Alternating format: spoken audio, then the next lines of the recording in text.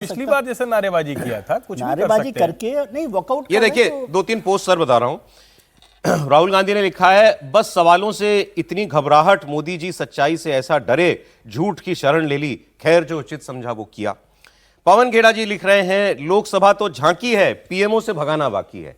लोकसभा में नहीं आने दिया, भगा दिया, अभी पीएमओ से आपको भगाएंगे। और ये जो हुआ कल, जो ये सब कुर्सी घेरने वाला, इस पर भी पवन खेड़ा जी ने लिखा और उन्होंने ये कहा कि कि स्पीकर खबरें प्लांट करा रहे थे मीडिया में कि ऐसा ऐसा कांग्रेस के सांसदों ने, महिला सांसदों ने प्रधानमंत्री को ना आने देने के लिए उनकी कुर्सी को घेर लिया था। प्लांट क्या, उन्होंने तो ऑन रिकॉर्ड बोला इसे प्लांट क्या है।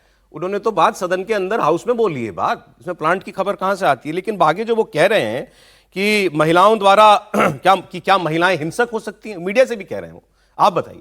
प्रधानमंत्री जी भी कह रहे हैं, क्या महिलाएं हिंसक हो सकती हैं? क्या महिलाओं द्वारा विरोध करना आतंकवाद है? क्या दलित महिला सांसद के खड़े होने से मोदी सरकार असहज हो गई थी? पत्रकारों को भी कह रहे हैं, क्या उनको अछूत मानते हैं? मोदी सरकार की और पत्रकार देश की महिला, खासकर दलित महिलाओं से माफी मांगे।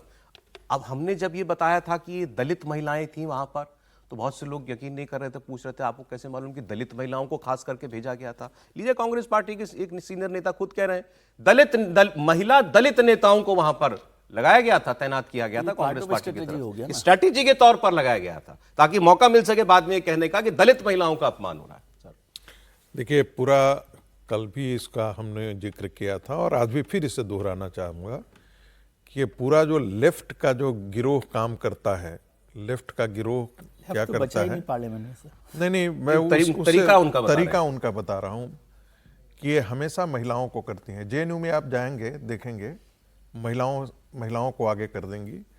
और चूंकि एबीवीपी वाले बेचारे अधिकांश लड़के ही होते हैं, यदि कुछ भी टच भी बॉडी वगैरह किया तो सेक्सुअल हरासमेंट का केस उनको झेलना पड़ता है। और ऐसे पता न जाने कितने एबीवीपी के लड़कों के जिंदगी बर्बाद करने के लिए लेफ्ट के गिरोह वाले छात्र संगठनों ने पूरा ये काम कर रहे हैं। तो ये लेफ्ट के काम करने का तरीका है। राहुल गांधी का आजकल संस्कार जो है ना, पूरा वहीं से आ रहा है। पूरा जो वामपंथीकरण हो गया उनका, मतलब है क्या, वही उनको चला ही रहा है। वामपंथ अपने तो जमीन के रसातल में 5 फुट नीचे चला गया है, 6 फुट, वो कहीं बचा नहीं। नक्सलवाद, ये सब आप कह रहे हैं ये लेफ्ट की प्लेबुक है। मैं स्ट्रेटेजी वही है, काम वही करने का तरीका वही है। कल जाकर के आप एक अंदाजा लगाइए कि कल जाकर के प्रधानमंत्री वहां पर आते और उनके आसन के पास आकर के 8-10 लोग चले आते। हो सकता है कि भारतीय जनता पार्टी के सांसद भी आते और वहां पर मारपीट जैसी होती, जिसे हम कहते हैं झगड़ा जैसा हो जाता, बात बतौवल होता, झगड़ा होता, पूरी दुनिया में धक्का मुक्की होती और ये पूरी दुनिया में तस्वीर जाती। तो इससे किसकी छवि को खतरा था? भारत की छवि को खतरा था। और वो पूरी तरीके से नरेंद्र मोदी को अपमानित करने के लिए, और उनके साथ मैं ये नहीं कहूं कि उनकी सुरक्षा को बहुत बड़ा खतरा होता, उनको अपमानित करने के लिए। हाँ, इसकी तो इनकी हैसियत नहीं है। एक रिएक्शन इसी पर कांग्रेस पार्टी के राज्यसभा के सांसद हैं इमरान प्रतापगढ़ी, इन्होंने यही सवाल उठाया कि आप कह रहे हैं कि प्रधानमंत्री पर लोकसभा में, पार्लियामेंट में हमला होने वाला था, ये स्पीकर साहब ये कह रहे हैं, तो फिर तो शर्म सरकार को आनी चाहिए कि आप कैसी सरकार चला रहे हो, कैसी संसद चला रहे हो। वाकई इनको सब उठा, आप सिर्फ महिमा मंडन में लगे हुए हैं, तो मजबूरन विपक्ष और क्या करेगा? विपक्ष वॉकआउट करेगा, आएगा बाहर और देश के सामने अपनी बात रखे। किसी का एक शेर है कि पायेदारी क्या के लफ्जों के असर से गिर गए, कुछ मकान तूफान की झूठी खबर से गिर गए। कौन सा सूत्र है आपके पास जो बता रहा है कि महिला सांसद आप पे हमला कर देंगे? अगर देश की लोकसभा में आप सुरक्षित नहीं हैं और ना आने का बहाना बनाने के लिए आप महिला सांसदों के सवाल पूछने के तरीके पे सवाल उठा रहे हैं, तो मुझे लगता है ये बहुत हास्यास्पद है। और पूरे देश को, लोकसभा स्पीकर महोदय की इस बात पे हंसी आ रही है। मैंने भी जब सुना था तो मुझे बड़ी हंसी आई। सीधी सादी महिला सांसद है, आप पे हमला कर देंगे, मतलब कमाल। तर्क भी गढ़िए तो अच्छे गढ़िए ना, ये फालतू के तर्क हैं जो आप गढ़ रहे हैं।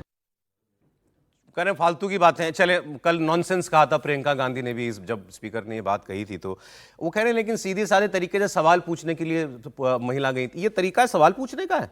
प्राइम मिनिस्टर की चेयर को घेर करके नारेबाजी, जहां उनको आके बैठना है वहां आप पहले जाकर के घेराबंदी कर लें, तो ये सीधा साधा तरीका सवाल पूछने का दिखाई दे रहा है इमरान प्रतापगढ़ी को। इस पे भी तो वो कुछ बोले, और स्पीकर की बात अगर उनको हास्यास्पद लग रही तो चिट्ठी लिख के स्पीकर को बोले कि साहब आपने जो बात कही थी बताइए किसने आपको कहा, किसने आपको बताया कि ऐसा होने वाला, सोर्स पूछ रहे थे तो स्पीकर से सोर्स पूछे वो, और लिखे स्पीकर के खिलाफ मोशन लेके आए कांग्रेस पार्टी कि ऐसा आरोप हमारे ऊपर कैसे लगाया, क्योंकि उन्होंने कोई छोटी बात नहीं कही है, और अगर ये बात गलत है तो कांग्रेस पार्टी इस पर करे एतराज और स्पीकर के खिलाफ बोले जो बोलना है। लेकिन वो जो है उन्होंने जो पवन खेड़ा जी ने कहा कि लोकसभा तो झांकी है, भी पीएमओ से भगाना बाकी है। कल खड़गे साहब ने कहा था तुम्हें एक हार की जरूरत है। तुम्हें एक हार की जरूरत है। देखिए असली मसला यही है, और ठीक है 2004 में मनमोहन सिंह जी वाला जिक्र होता है, लेकिन ऐसा कोई व्यूह रचना नहीं बनी थी।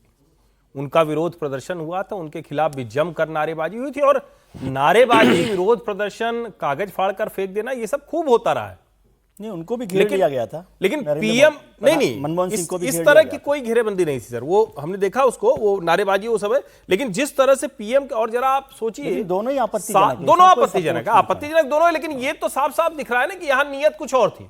7 सांसद अगर एक लाइन से पीएम की चेयर के बगल की गैलरी में बैठ जाएंगे, अब नए वाले में तो मैं नहीं गया हूं, आप लोग गए होंगे तो बता सकते हैं कि कितनी जगह होगी, और अगर मान लीजिए कि 7 सांसद सिर्फ घेरा ही बना ले, पीएम आ रहे हो सिर्फ घेरा बना ले। अब इसमें 2 तरीके थे, एक तरीका तो यह था कि मार्शल से कहकर सबको निकाल दिया जाता, यानी 7 के 7 लोग, कितनी अप्रिय स्थिति होती, और दूसरा तरीका यह था कि पीएम आते और थोड़ा ब्रेव फेस दिखाते, लेकिन मान लीजिए उसमें कोई अप्रिय घटना हो जाती, कोई धक्का मुक्की हो जाती, और ये पहली बार तो है नहीं, राहुल गांधी से प्रताप षडंगी जी की धक्का मुक्की हुई, राहुल गांधी ने गद्दार दोस्त कहकर रवनीत सिंह बिट्टू को अभी अभी किया, ये कोई पुरानी घटना नहीं। अब ये जो कह रहे हैं कि पीएमओ से भगाना है, तो पीएम है,